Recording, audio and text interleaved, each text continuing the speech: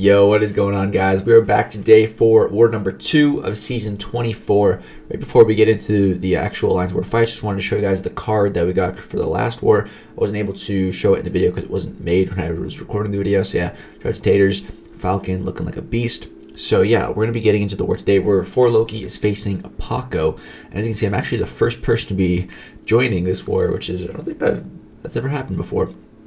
So, very similar team to last war, except we are switching out Magneto for Sorcerer Supreme. Still got a full team of 6-star rank 3s, which definitely feels great, man. I really it just feels like it just gives you a little bit more confidence. I find that when you go into war with 6-star rank 3 champions instead of like 565s, like unless the matchup is like prime for a specific 565, just because, you know, you have the highest level of power attainable currently, and it just feels like you have the best shot possible of soloing the fight with a rank 3, you know, in the right matchup, of course.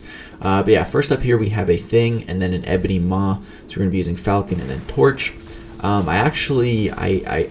didn't boost for these fights at the start here. At first I kind of forgot, and then by the time I remembered, I was like, because lately what I've been doing is just buying these 6-hour boosts for 60 units per war. But I was thinking, you know, if I do that, those boosts are actually, because I joined war so early that if I get those boosts and put them on now, they'll probably 6 hours will be up by the time, you know, we go to finish war. So I was like, you know what, I'll just do these first 2 fights unboosted. It's all good. As you can see, Falcon is just such a strong counter to Thing now. It's insane. He just completely counters him on Protect. You know, I've been fighting Things for like the last 2 seasons, pretty much like every war I'd get assigned Thing, pretty much no matter where he was, except for like 2 spots on the map. And it's been great. I haven't died to a single Thing in the last 2 seasons. With Void, never died to a Thing. With Void, is always went well. Thing bosses, Things on Path 9, Thing mini boss, thing, anywhere. Me and Void, we shredded all those things. But now I'm still gonna be getting assigned the Things, but it's with Falcon instead. But as you can see, Falcon, he's definitely faster than Void. It's crazy. He just hits so hard. And then next up here we have an Ebony Maw. Human Torch is just like one of the absolute best matchup counters to Ebony Maw. You don't have to worry about missing. He's a Mystic, so you melt him, and it's so easy. So yeah, first 2 fights unboosted, but we finished both of them above 90%, so we're looking really good. And then I waited about like 5 hours, had full energy. I waited for someone else to move to long shot first because that sucks up 3 energy, and boom, now I can just about finish the rest of my path. So this is long shot on encroaching stun. This is only a rank 2. It's not a rank 3, but I don't really care. It doesn't matter. This is just such a good matchup for Human Torch, and even if you screw up, like even if you get stunned, dude, he'll hit into you and he'll kill himself with smolders, as long as you're like semi boosted. You know, at this point I am boosted as well, so yeah, I'm just not worried at all. You can see the first encroaching stun hasn't even triggered yet, and he's already dead. Like, Human Torch with pre-fight against a Mystic, it's just absolutely insane, dude. It's just absolutely insane. The key there was the power stings. When he threw 2 special ones, and each time he had like over 5 power stings on him, so he just took a bunch of damage. It's great. So next up here, we're on Path 9. We got to fight a 6-star rank 3 Magneto.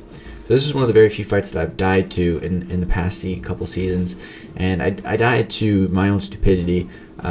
This has one-eyed open, so when you stun him, if you attack him while he's stunned, all that damage will be reflected.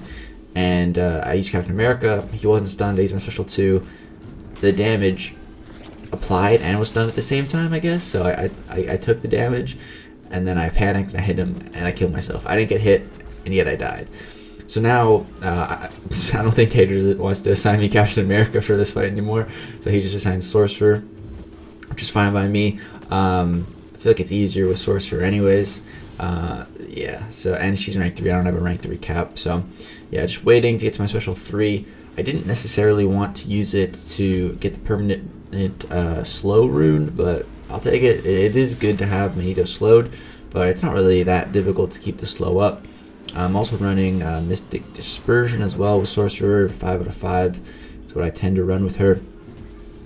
And yeah, this fight is pretty well under control now. Now that he's slowed, I can just bait out heavy attacks because with slow. You know, he gets unstoppable on heavy. That's really why Magneto's placed here, because you can't parry stun him. You can't punch his heavies if he's going unstoppable.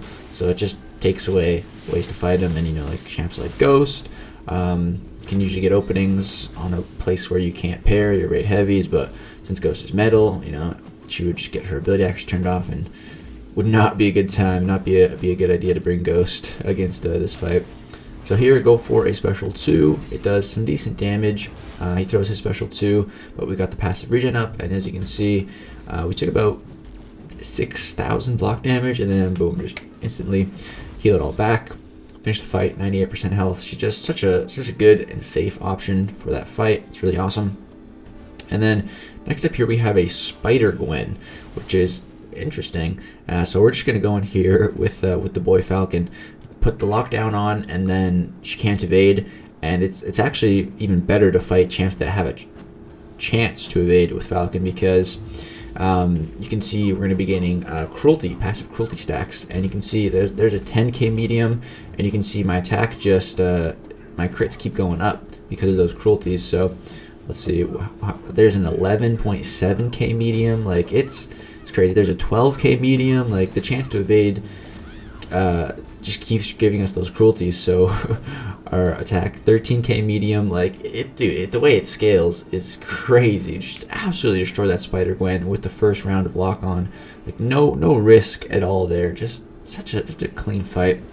And then I had one more fight this war, and it's a Mojo. So I took off dexterity for this fight this time. I know I did it last time too. I just forgot to put it back on for the next fight. But this was my last fight of the war, and I did forget to put dexterity back on actually. I was trying to do a fight, and I kept getting hit by Darkhawk's L1, trying to evade the last hit. I was so confused, and I'm like, oh my god, I don't have dex on. Such an idiot. I always forget, man. But yeah, since this is a good thing it's the last fight, so it doesn't matter that I forget, and war at least. So Mojo here has an unblockable special 1, so I get hit by it right there. It's fine. It really doesn't do that much damage. Normally I like to just parry Mojo's special 1 and then just block all the little tentacle hits. But yeah, we got hit by it. It's all good. It's my last fight of the war. It doesn't even matter if I come out of there with a low amount of health. And yeah, there's Mojo ripped to pieces, and that's it for this war. So we didn't die once again, which is always the goal, and we actually ended up winning this war as well. We played really well. We only had 6 deaths, which is pretty solid for us, especially after last season. And they ended up with 15. So here are the scores for this war, or for this season. We are now 15-0. 100% solo rate, which is awesome, and we're currently at 18 power rating, which is first in for Loki, which is pretty cool. It'd be cool if I could finish like top 3 in power rating at the end of the season. Not really my goal or what I'm trying for. All I'm trying for is to not die, just to get a deathless season. That's really all I'm personally after. But yeah, that's going to do it for this war. If you guys did enjoy, please do drop a like, subscribe if you'd like to see more Alliance War videos. We're going to try to upload the entire season, every fight. Yeah, that's going to do it. Thank you guys so much for watching. Peace out. And a little teaser for the next war, we actually bring Warlock, and we fight some pretty difficult matchups. It's a pretty good war. So yeah, that's going to do it. Thank you guys so much for watching.